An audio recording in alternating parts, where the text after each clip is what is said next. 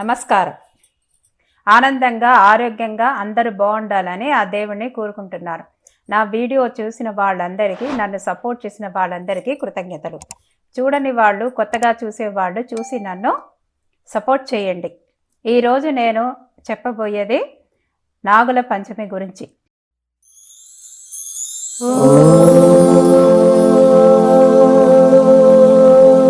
Uploads భక్తి ఛానల్కి స్వాగతం. నాగుల పంచమి అనేది శ్రావణ మాసము వస్తుంది. శ్రావణ మాసంలో బహుళ పంచమి.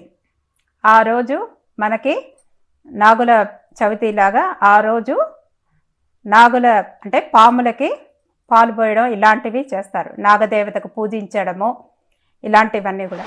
ఈ నాగుల చవితి కార్తీక మాసంలో నాగుల చవితి వస్తుంది.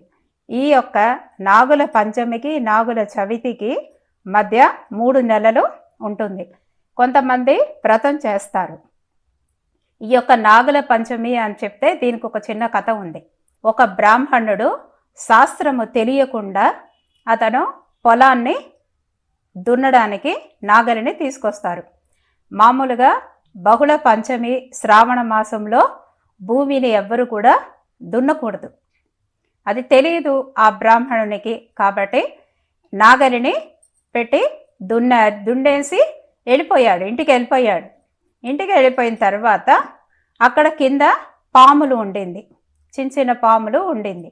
ఆ పాములు వచ్చి పెద్ద పాము అంటే తల్లి పాము వచ్చి చూస్తే అక్కడ చిన్న చిన్న పాములు తన బిడ్డలన్నీ కూడా చనిపోయాయి.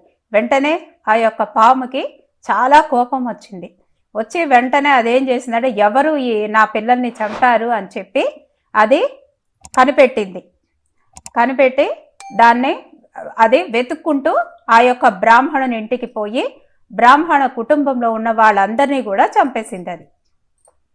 ఆ తర్వాత వాళ్ళకి ఒక కూతురు ఉన్నారు ఆ బ్రాహ్మణునికి. కానీ అప్పటికే ఆ కూతురికి పెళ్ళి అయ్యి తను వేరే గ్రామంలో ఉంది.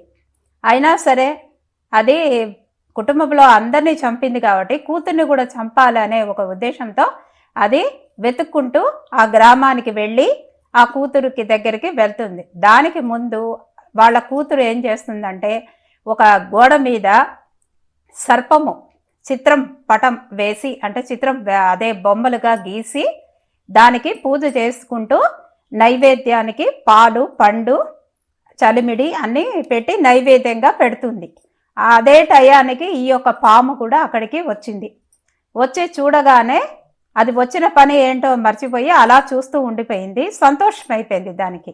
ఆ పాలు ఆ యొక్క చలిమిడి అక్కడ ఉన్నవన్నీ కూడా పాలు కూడా తాగేసింది. ఆ చలిమిడి కూడా తినేసి చాలా సంతోషపడిపోయింది. అప్పుడు ఈ యొక్క అమ్మాయి చూసేసి అబ్బా నేను చేసిన పూజకి పాము వచ్చి పాలు తాగింది, ఇవన్నీ తినింది, నైవేద్యము అంతా మొత్తం తినింది అని చెప్పి సంతోషపడుతూ ఇలా తిరుగుతుంది. ఇది పాతకాలపు కథ. ఆ రోజుల్లో అంతా కూడా పాములు మాట్లాడుతుందన్నమాట. అంటే నాగదేవత మాట్లాడే ఇది ఉండేది. అందువల్ల నాగదేవత ప్రత్యక్షమవుతుంది. అయ్యి ఆ అమ్మాయితో నేను మీ నాన్నగారు ఇలా నా పిల్లల్ని అంతా చంపారు, అందువల్ల నేను పగతో మీ కుటుంబంలో మీ నాన్నగారు ఇంట్లో ఉన్న వాళ్ళందరినీ కూడా చంపేశాను. ఇప్పుడు నిన్ను కూడా చంపడానికి కోసం నేను వచ్చాను. కానీ ఇక్కడికి వచ్చి చూసేటప్పటికి నువ్వు నన్ను పూజించి నాకు పాలు ఇవన్నీ పెట్టి నైవేద్యంగా పెట్టి నేను తిన్నాను. అవన్నీ నేను చాలా సంతోషమైపోయింది నాకు అని చెప్పగానే ఆ అమ్మాయి వెంటనే చెప్తుంది, నాగదేవత కొంచెము నువ్వు వరం ఏదైనా ఇవ్వగలవా? మా ఇంట్లో తెలియకుండా మా నాన్నగారు ఇలా చేశారు అని అంటే అప్పుడు ఆవిడ నీ యొక్క పూజకి నేను సంతోషపడ్డాను కాబట్టి నీకు వరం ఇస్తాను. నువ్వు ఒక కలశం అమృత కలశము చేతిలో పెడుతుంది. ఆ అమృత కలశంలో నుంచి ఆ అమృతము తీసి చుక్కలుగా మీ పెద్దవాళ్ళందరి మీద చల్లితే వాళ్ళందరికీ కూడా పునర్జన్మ వస్తుంది అని చెప్తుంది. వెంటనే ఈ అమ్మాయి అప్పుడే పరిగెత్తుకుంటూ వాళ్ళ ఊరికి వెళ్ళి నాన్నగారి ఊరికి వెళ్ళి అందరికీ కూడా చల్లగానే వాళ్ళ ఇంట్లో అందరూ కూడా పునర్జన్మ అంటే మళ్ళీ వాళ్ళందరూ కూడా బతుకుతారు. సో దీన్ని బట్టి ఏంటంటే నాగదేవతకి కోపం వస్తే పగ పట్టుకుంటుంది. కానీ మనము నాగదేవతని పూజ, ఇప్పుడు నాగదేవత పూజ అనేది అందరూ ఇప్పుడు ఏ జాతి కులం అని లేకుండా అందరూ కూడా నాగుల చవితి రోజు పూజ చేస్తారు. ఈ నాగుల చవితి రోజు మనము చక్కగా పాలు పసుపు వేసి అభిషేకాలు కూడా, నెయ్యి పాలు తర్వాత పెరుగు పండ్లు అన్ని పెట్టి కూడా అభిషేకాలు ఆ నాగదేవతకు అభిషేకం చేసి తర్వాత బాగా మంచిగా కడిగి తుడిచి మనము తీసుకువెళ్ళిన ఒక బ్లౌజ్ పీసు అవి వస్త్రంగా పెట్టి తాంబూలం పెట్టి పండ్లు పాలు తర్వాత చలిమిడి, అది చల్లగా ఉండాలని ఆ చలిమిడి అవన్నీ కూడా నైవేద్యంగా నాగదేవతకు పెట్టి ప్రదక్షిణాలు చేసి పూజ చేస్తే మనకి నాగదేవత దగ్గర నుంచి ఎటువంటి దోషము నాగ దోషము రాదు. సంతానం లేని వాళ్ళు కూడా ఈ యొక్క నాగదేవతకు పూజిస్తే సంతాన భాగ్యము కలుగుతుంది. అలాగే పెళ్లి కాని వాళ్లకు కూడా పెళ్లి జరుగుతుంది. ఎవరు ఏది కోరుకున్నా కూడా ఈ నాగదేవతను తలంచుకుంటూ ఆ రోజు వెళ్ళి మనము పూజ చేస్తే మనకి అన్నీ కూడా జరుగుతుంది. అలాగే ఇది మామూలుగా సంతానము లేని వాళ్ళకు, అంటే ఇప్పుడు పిల్లలు పుట్టకుండా కొంతమందికి కొన్ని ప్రాబ్లమ్స్ ఉంటుంది, అంటే కౌంట్ ఇది తక్కువ ఉంది, ఇలాంటిదన్నీ వచ్చిన వాళ్ళందరూ కూడా ఈ రోజు అంటే ఈ యొక్క శ్రావణ మాసము పంచమి నుంచి 3 నెలలు, అంటే భాద్రపదము శ్రావణం నుంచి భాద్రపదము 1 నెల, భాద్రపదము నుంచి ఆశ్వీజము 2 నెలలు, తర్వాత ఆశ్వీజ నుంచి కార్తీకానికి 3 నెలలు, 90 రోజులు. ఇలా 90 రోజులు కూడా వాళ్ళు ఆ యొక్క నాగదేవతను, మన ఇంటి దగ్గర నాగదేవత ఎక్కడ ఉన్నా గుళ్ళో ఉన్నా కూడా మనం వెళ్ళి ఆ నాగదేవతకు పూజ చేయొచ్చు. ఒకవేళ మనకి దగ్గరలో ఏ నాగదేవత లేదు మనకి అని అనుకుంటే ఇంట్లో అంటే స్తోమత ఉంటే చిత్రపటం పెట్టుకోవచ్చు. అది కూడా లేదు, కొంచెం స్తోమత ఉంటే వెండిలో మనము నాగదేవతను జంట నాగదేవత కొనుక్కొని ఇంట్లో పెట్టుకొని రోజు కూడా అభిషేకం చేసి పసుపు పాలు తర్వాత మనము మామూలు నీళ్లు మంచి నీళ్లుగా తీసుకొని ఇలా అభిషేకం చేసుకుంటూ రోజు పసుపు కుంకుమ పెట్టి మనము చలిమిడి రోజు నైవేద్యంగా పెట్టి పాలు తేనె నెయ్యి ఇవన్నీ కూడా మనం పెట్టి రోజు కూడా పూజ చేసుకుంటూ అలా 30 రోజులు అది 90 రోజులు చేయాలి. ఈ 90 రోజులు మనం చేశామంటే తప్పకుండా మనకి, అదే కాకుండా అక్కడ మనము నైవేద్యంగా కొంచెం అన్నము కుంకుమ కలిపి దాన్ని మనము రోజు కూడా కొంచెం తినాలి, ప్రసాదంగా ఆమెకి పెట్టేసి అది తినాలి.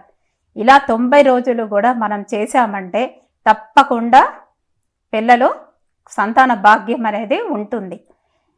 ఇదే కాకుండా సుబ్రహ్మణ్య స్వామికి కూడా మనము ఇలాగే 90 రోజులు, అంటే ఈ యొక్క శ్రావణ మాస పంచమి నుంచి మొదలుపెట్టి కార్తీక చవితి వచ్చే వరకు మనము 90 రోజులు కూడా రోజు కూడా మనము ఇలాగే నేను ఇప్పుడు చెప్పినట్లుగా చలిమిడి తేనె పాలు అంటే ఆవు పాలు పెట్టాలండి, అది శ్రేష్టమైనది. ఆవు పాలు పోసి తర్వాత తేనె నెయ్యితో అభిషేకం చేసి తర్వాత పసుపు కుంకుమ పెట్టి పసుపుతో బాగా రాసి తర్వాత నీళ్లు పోయాలి, మళ్ళీ కుంకుమ వేసి మళ్ళీ నీళ్లు వేయాలి. అలా అన్నీ పెట్టుకొని ఒక్కొక్కటిగా ఒకటి తర్వాత ఇలా అభిషేకం చేసుకొని ఆ తర్వాత మంచి బట్టతో తుడిచి పసుపు కుంకుమ పెట్టి ఆవిడకి ఇవన్నీ నైవేద్యంగా అరటిపండు ఇవన్నీ కూడా నైవేద్యంగా పెట్టి మనము 108 ప్రదక్షిణాలు చేయాలి. 108 ప్రదక్షిణాలు మాకు కష్టము అనుకున్న వాళ్ళు 54 ప్రదక్షిణాలైనా చెయ్యాలి. కానీ మనకి రావాలి, మనకు పిల్లలు పుట్టాలి, మనకు పెళ్ళి అవ్వాలి అనే నిజంగా దృఢ నిశ్చయంతో ఉన్నవాళ్ళు ఇది చేస్తే తప్పకుండా ఫలితం అనేది ఉంటుంది. ఇలా మన 90 రోజులు కూడా, ఒకవేళ ఆడవాళ్ళకి ఆ 3 రోజులు ఇబ్బంది అని అనుకుంటే వాళ్ళ భర్త చేయొచ్చు, లేదా వాళ్ళ అమ్మ చేయొచ్చు, అక్క చెల్లెలు కానీ పక్కింటి వాళ్ళు ఎదురింటి వాళ్ళు అయినా కూడా బాగా తెలిసిన వాళ్ళు మన చుట్టాలైనా సరే ఎవరైనా కూడా ఆ 4 రోజులు మనకు బదులుగా వాళ్ళు ఒక 4 రోజులు ఇదే విధంగా వాళ్ళు చెయ్యొచ్చు. అలాగే పురుషులకు కూడా ఇద్దరు కలిసి చెయ్యాలి చేస్తే ఈ పూజ.